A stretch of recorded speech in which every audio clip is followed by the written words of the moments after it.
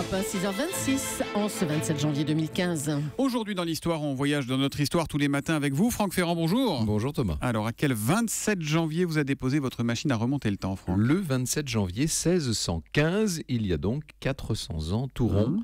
C'est le jour de la naissance de ce grand personnage de notre histoire dont vous parliez, Nicolas Fouquet, surintendant des finances de Louis XIV, en d'autres termes, l'homme qui veillait sur le trésor du royaume. Et un homme qui devait donc brasser beaucoup d'argent, j'imagine. Oui, au risque parfois d'en garder un petit peu pour lui, si vous voyez ce que je veux dire. Ouais, comme Fouquet... De Funès, quoi. Ce qui reste en l'air, c'est pour Dieu, et ce qui tombe par terre, c'est pour moi. C'est ça.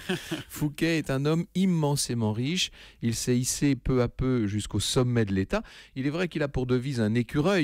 L'écureuil, c'est Fouquet en pays breton. D'accord.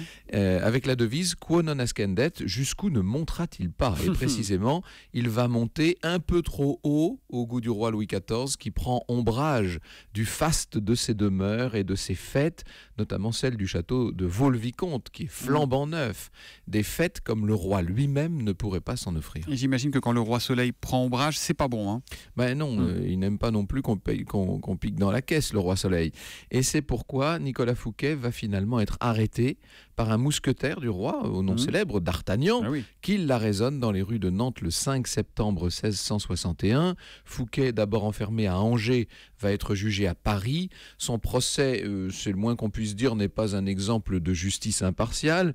Comme convenu d'avance, il est reconnu coupable et condamné au bannissement. Une peine à propos de laquelle, et ça c'est un fait unique dans l'histoire de France, le roi va user de son droit de grâce, non pas pour alléger, mais pour aggraver la sentence. Ah, carrément.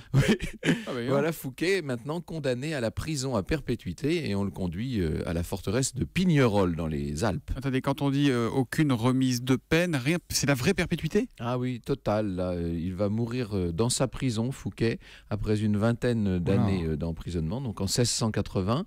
Certains, d'ailleurs, ont cru pouvoir l'identifier au masque de fer, mais ça, c'est une toute autre histoire. L'histoire qu'on retrouve avec vous tout à l'heure à 14h, vous nous parlerez de quoi? Eh bien justement, nous célébrerons ce 400e anniversaire de Fouquet. Au cœur de l'histoire, c'est à 14h tout à l'heure sur Europe 1. Merci Franck, à tout à l'heure. Merci.